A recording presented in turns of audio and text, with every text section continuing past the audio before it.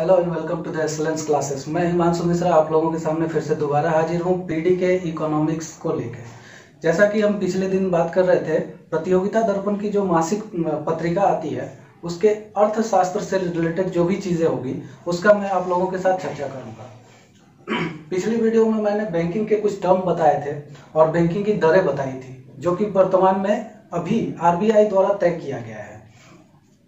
उसी वीडियो को कंटिन्यू करते हुए हम आज कुछ और चीजों के बारे में जानेंगे, जिसमें कि सबसे पहला आएगा हमारा जीडीपी का दर।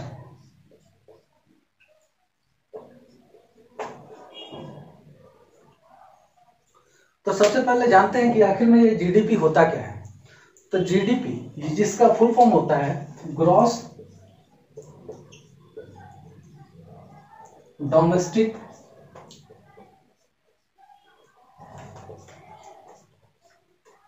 प्रोडक्ट, यानी सकल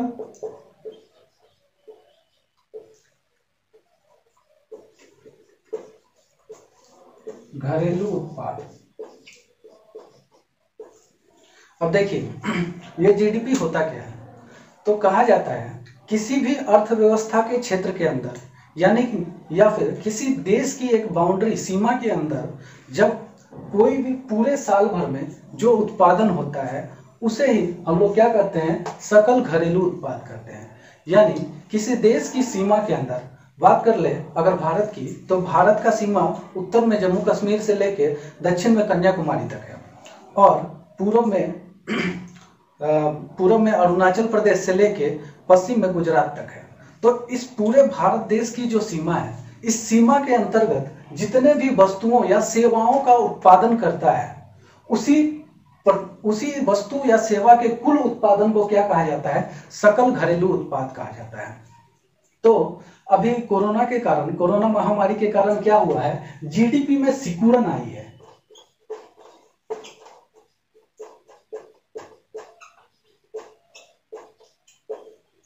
अब देखिए जीडीपी में सिकुड़न क्या होती है, यानी जीडीपी जब नेगेटिव हो जाती है, नकारात्मक वृद्धि होने लगती है, तो उसे ही जीडीपी में सिकुड़न कहते हैं। जो कि 2021 वर्ष 2020-21 के समय के लिए क्या हुई थी, कोरोना महामारी के कारण हमारे जीडीपी में सिकुड़न आ गई थी, यानी कि ऋणात्मक वृद्धि हो गई थी, जो वर्तमान में दिसंबर महीने में -7.5% रहा। तो आज का जो सबसे पहला मुद्दा था वो क्या था, हमारा जीडीपी। और जीडीपी का फुल फॉर्म क्या होता है, ग्रॉस डोमेस्टिक प्रोडक्ट, यानी कि सकल घरेलू उत्पाद। और सकल घरेलू उत्पाद का मतलब क्या होता है, किसी भी राष्ट्र या किसी भी देश या किसी भी अर्थव्यवस्था की सीमा के अंदर पूरे वर्ष भर में जितना भी यानी कि वित्तीय वर्ष में जो पूरा सकल घरेलू उत्पाद होता है, जितना भी वस्तु या सेवा का उत्पादन होता है, उसे क्या कहा जाता है, सकल घरेलू उत्पाद कहा जाता है।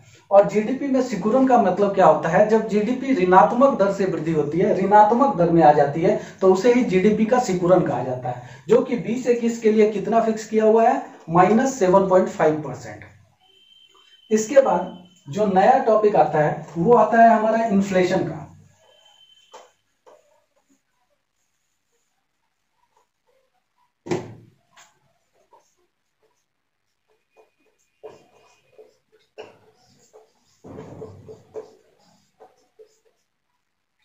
इन्फ्लेशन यानी कि मुद्रास्फीति।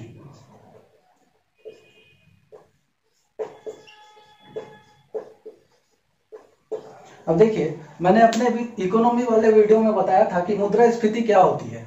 तो मुद्रास्फीति में मैंने बताया था कि जब किसी वस्तु की कीमत समय के साथ बढ़ जाती है, यानी समय बीतते बीतते अगर वस्तु की कीमत भी बढ़ती जाती है, तो उसे ही मुद्रास्फीति कहा जाता है।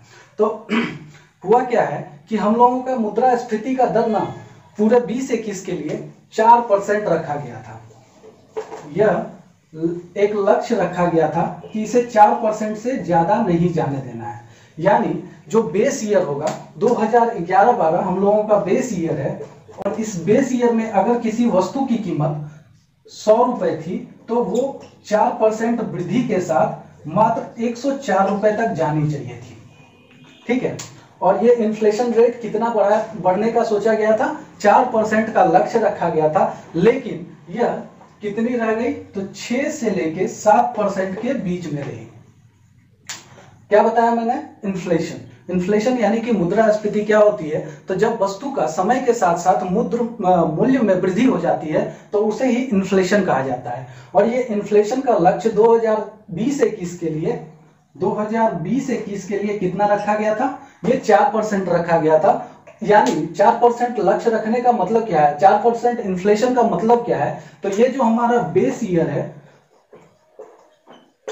2011-12, इसमें अगर किसी वस्तु की कीमत 100 रुपए है तो 4% इन्फ्लेशन के साथ इसकी कीमत 21-20 के लिए कितनी होनी चाहिए, सॉरी 20-21 के लिए कितनी होनी चाहिए थी, 104 रुपए तक होनी चाहिए थी। लेकिन कोरोना महामारी के कारण या फिर अन्य कई सारे कारकों के कारण क्या हुआ है, ये इन्फ्लेशन रेट कितना रह गया है, 6 से 7% के बीच में रह गया है।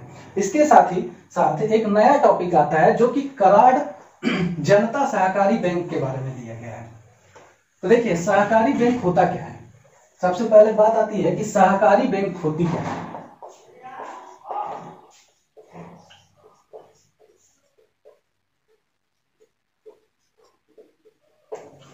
तो समझते हैं सहकारी बैंक क्या होती है, जिसका इंग्लिश होता है कोऑपरेटिव बैंकिंग।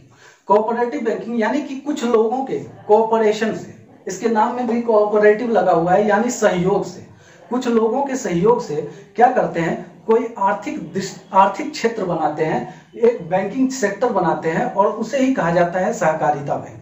ये सहकारिता बैंक क्या करती है, अपने सदस्यों को ऋण प्रदान करती है, अपने सदस्यों का जमा स्वीकृति करती है, इसके साथ ही साथ या अन्य लोगों की भी जमा स्वीकृति करती है और ऋण प्रदान करती है। लेकिन हुआ क्या, कराड़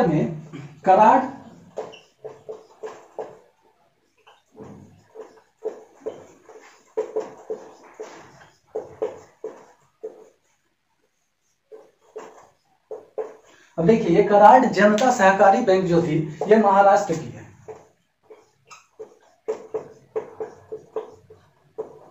ये महाराष्ट्र की एक सहकारी बैंक है, जिसमें क्या हुआ है कि कुछ धांधली हुआ है और इस धांधली के कारण आरबीआई ने क्या करा है, इसके लाइसेंस को रद्द कर दिया गया है। और ये लाइसेंस रद्द होने के कारण 7 दिसंबर 2020 से यह ना तो किसी भी तरह का जमा स्वीकृति कर सकती है और ना ही किसी को लोन दे सकती है। अब देखिए जब किसी बैंक के साथ में ऐसा हो जाए कि वह बैंक करप्ट हो जाए, करप्शन के कारण बंद हो जाए, या फिर वो बैंक करप्ट हो जाए, क्या हो जाए, दिवालिया घोषित हो जाए, तो ऐसे समय में आरबीआई ने क्या करा है, एक डीआईजीसी एक्ट पारित किया है। क्या करा है, एक डीआईजीसी एक्ट पारित करा है, जो कि 1961 में पारित किया गया था। ये आरबीआई द्वारा 1961 में डीआईजीसी एक्ट पारित किया गया था और इसके तहत जब कोई बैंक दिवालिया घोषित हो जाए या फिर किसी भी कारण से बंद हो जाए तो ऐसी स्थिति में उसके ग्राहकों को 5 लाख रुपए की अधिकतम राशि 5 लाख रुपए की अधिकतम राशि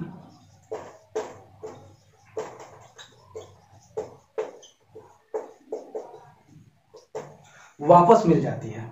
और ये डीआईजीसी एक्ट क्या होता है, तो इसके बारे में हम देखते हैं।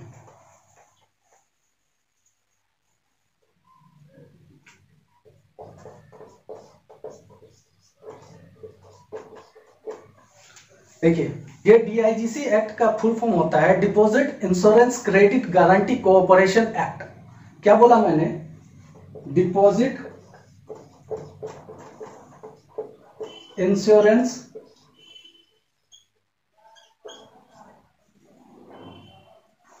डीआईसीजीसी होता है। क्या बोला, DICGC.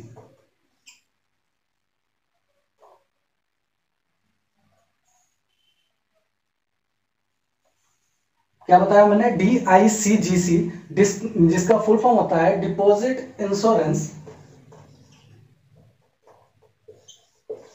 Credit guarantee cooperation act.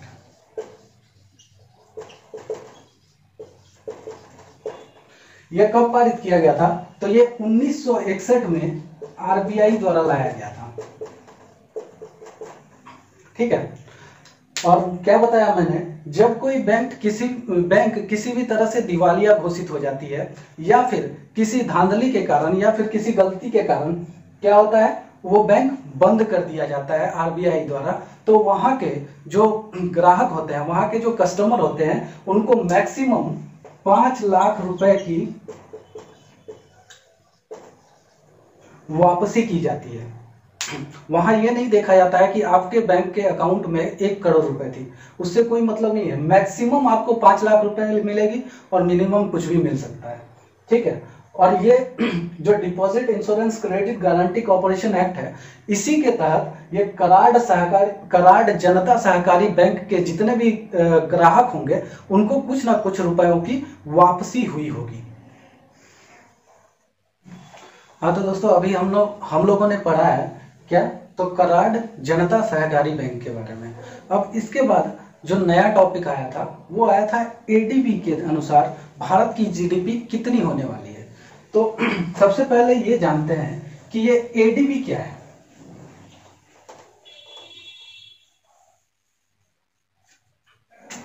क्या बताया मैंने? एडीबी यानी एशियन डेवलपमेंट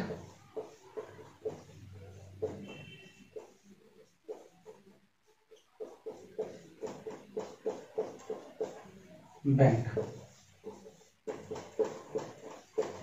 देखिए, तो सबसे पहले ये देखते हैं कि आखिर में ये एशियन डेवलपमेंट बैंक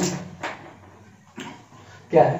तो एशियन डेवलपमेंट बैंक एशियाई देशों के सहयोग से बना हुआ है, जिसकी स्थापना, इसकी एस्टेब्लिशमेंट कब हुई, तो इसकी स्थापना हुई है 19 दिसंबर 1966 को। एशियन डेवलपमेंट बैंक की स्थापना कब हुई है? 19 दिसंबर 1966 को। और इसका जो मुख्यालय है, हेडक्वार्टर कहाँ है? तो मनीला, फिलीपींस में।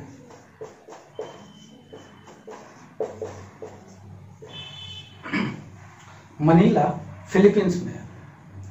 और ये एडीबी के प्रेसिडेंट कौन है? इसके प्रेसिडेंट कौन है? तो ये है मात्स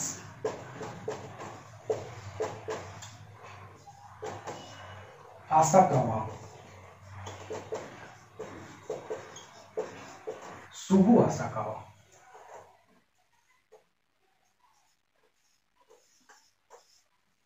क्या नाम है इसके प्रेसिडेंट का? तो मात्सा सुगु आसाकावा। ठीक है। तो क्या बताया मैंने, एडीबी का फुल फॉर्म क्या होता है? Asian development bank. और इसकी स्थापना कब हुई है? तो 19 दिसंबर 1966 को। और इसका हेडक्वार्टर कहाँ है, यानी कि मुख्यालय कहाँ है? तो मनीला, फिलीपींस में है। और इसके वर्तमान में जो प्रेसिडेंट है, यानी सभापति कौन है? तो मात्सा सुगु आसाकावा है।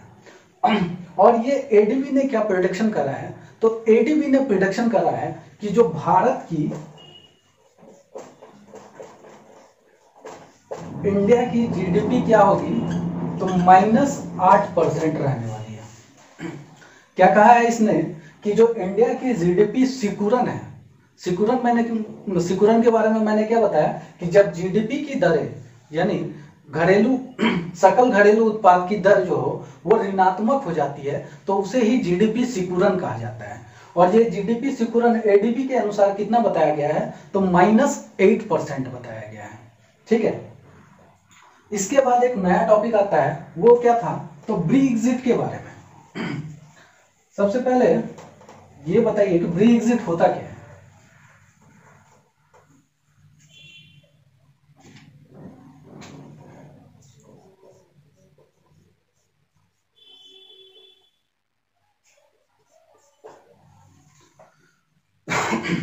सॉरी, देखिए, हुआ क्या, पहले ब्रिटेन जो था वो पूरे 27 देशों के साथ 27 देशों का एक संघ बना के यूरोपियन यूनियन के अंदर में था। किसके अंदर में था? ईयू के अंदर में था, यानी यूरोपियन यूनियन। और ये यूरोपियन यूनियन अभी 27 देशों का एक संघ है, जिसमें ब्रिटेन को लगा के टोटली 28 देश थे। ठीक है, और ये हुआ क्या, 31 जनवरी 2020 को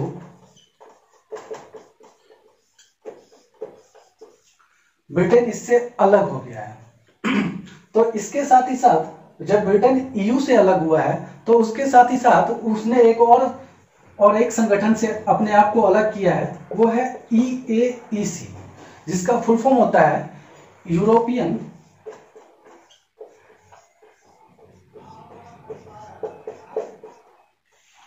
एटॉमिक एनर्जी के बाद कम्युनिटी होगा।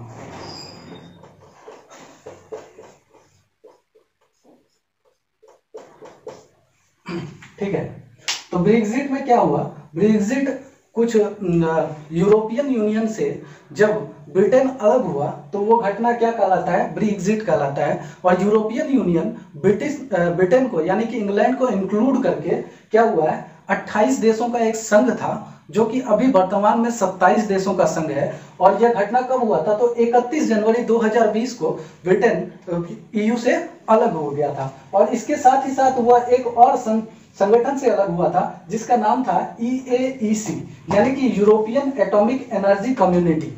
ठीक है, अब जान लीजिए कि ये जो ईयू है, इसके अध्यक्ष कौन है। ठीक है, तो ईयू के अध्यक्ष हैं उर्सुला बान।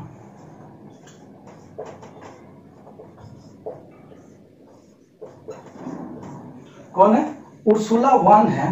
और जो ब्रिटेन के प्रधानमंत्री हैं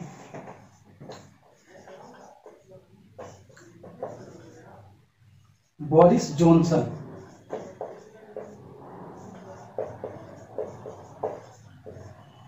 ठीक है, ब्रेक्जिट की घटना कब हुई, तो 31 जनवरी 2020 को यूरोपियन यूनियन से ब्रिटेन के अलग होने की घटना ब्रेक्जिट कहलाई। और यूरोपियन यूनियन के साथ साथ वह एक और संगठन से अलग हुआ, जिसका नाम EAEC था, जो है यूरोपियन एटॉमिक एनर्जी कम्युनिटी। अब ईयू के अध्यक्ष कौन है, तो उर्सुला बान है। और जो ब्रिटेन के प्रधानमंत्री हैं वो कौन है, तो बोरिस जॉनसन है।